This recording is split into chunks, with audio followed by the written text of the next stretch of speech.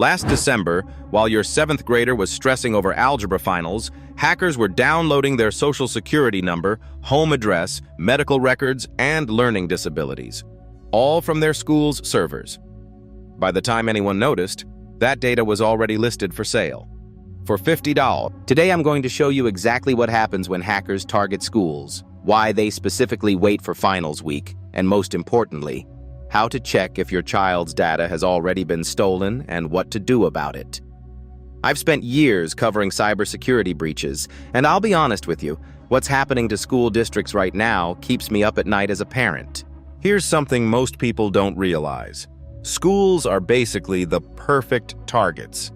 They hold incredibly sensitive data.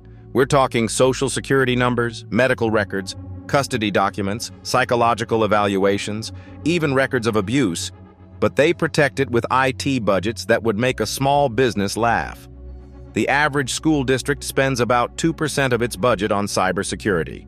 That's it. Meanwhile, they're storing data on thousands of children and staff.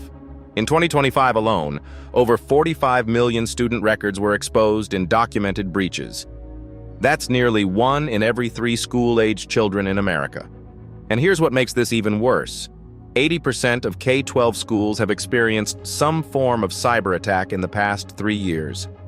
Most districts have maybe 1 or 2 IT people handling everything from broken projectors to network security. These aren't failures of effort. They're failures of resources. Hackers know this. They specifically target organizations that are data-rich but security-poor. Schools fit that description perfectly. Now let's talk about timing, because this is where it gets strategic. Hackers don't attack randomly. They plan. And finals week is their favorite hunting season. Think about it. During finals, every system is under maximum stress. Teachers are uploading grades, students are submitting assignments, administrators are running reports. The network traffic is chaotic, which means suspicious activity is harder to spot. But there's something even more sinister. During high-stakes testing periods, schools absolutely cannot afford downtime. If a ransomware attack locks down the grading system during finals, administrators face an impossible choice: pay the ransom or potentially delay thousands of students' academic progress, college applications, even graduations. This is called pressure timing, and it works. The average ransom demanded from schools has climbed to $1.4 million. Many districts, especially smaller ones, have paid. Clark County School District in Nevada paid over $500,000. Baltimore County Schools spent $10 million recovering from a single attack. These ransoms get paid because the alternative, telling parents their children might not graduate on time, is politically impossible.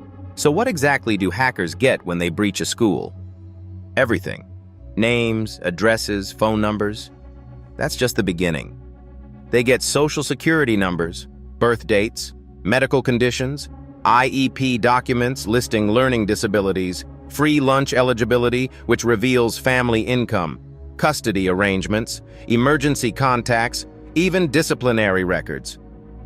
Now, here's why children's data is actually more valuable than yours. When someone steals your identity, you usually notice pretty quickly. A weird charge shows up, your credit score drops, something feels off. But child identity theft?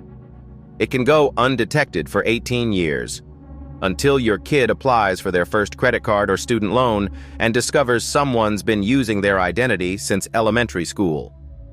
On the dark web, a child's clean social security number sells for around $50.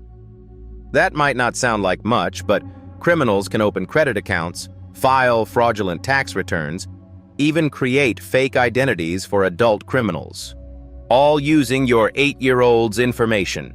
The average time to even discover a school breach is 277 days. That's 9 months of hackers having complete access before anyone knows. Here's something that should make you angry. Many parents never find out their children's data was stolen. Schools are required by law to notify families of breaches in most states, but the rules are inconsistent and enforcement is weak. Some districts wait months before sending letters. Others downplay the severity. and some breaches are discovered so late that the notification feels meaningless. I've talked to parents who received breach notifications 2 years after their child's data was stolen, and only because a journalist filed public records requests. By then, the data had been resold multiple times on criminal marketplaces. School boards face enormous pressure to keep breaches quiet. They worry about lawsuits, losing enrollment, and public embarrassment. This creates a culture of minimization where districts say things like, "There's no evidence of misuse," which really just means we haven't looked hard enough to find evidence. If you want to understand how attackers actually get inside these systems in the first place, the actual techniques they use, I broke down the most common methods hackers use to breach organizations in this video. It'll help you understand just how vulnerable most schools really are. All right, let's get practical. Here's exactly what you need to do this week. First, freeze your child's credit. This is free and takes about 15 minutes per bureau. Go to Equifax, Experian, and TransUnion's websites and look for their minor child credit freeze pages. You'll need your child's social security number, birth certificate, and proof of your identity. A frozen credit means no one, including criminals, can open accounts in your child's name. Do this even if you don't think there's been a breach. Second, set up free identity monitoring. IdentityTheft.gov is the federal government's free resource, and many states now offer free monitoring for minors. If your school reports a breach, they're often legally required to provide free monitoring. Demand it. Third, check if your child already has a credit file.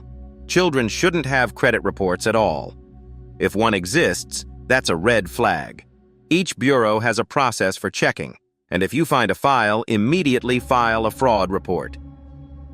Fourth, start asking your school district hard questions. Email your superintendent and school board asking, "What cybersecurity training do staff receive? Is student data encrypted? How quickly would we be notified of a breach? What's your incident response plan?" You have a right to know how your child's data is protected. Put these questions in writing so there's a record. Finally, for ongoing monitoring, consider a service like Aura or Identity Guard that offers family plans covering children. Many cost around $15 per month for entire families and will alert you if your child's social security number appears in data breaches. Here's what I need you to remember. Your child's identity is valuable precisely because they won't need it for years, which gives criminals time to exploit it without detection. The 15 minutes it takes to freeze their credit today could save them years of cleanup when they're starting their adult lives. I want to hear from you. Has your school district ever notified you about a data breach? Drop that in the comments. I'm genuinely curious how many of you have been affected by this. And if you found this valuable, stick around because the next video breaks down exactly how to detect if someone's already using your family's information without you knowing.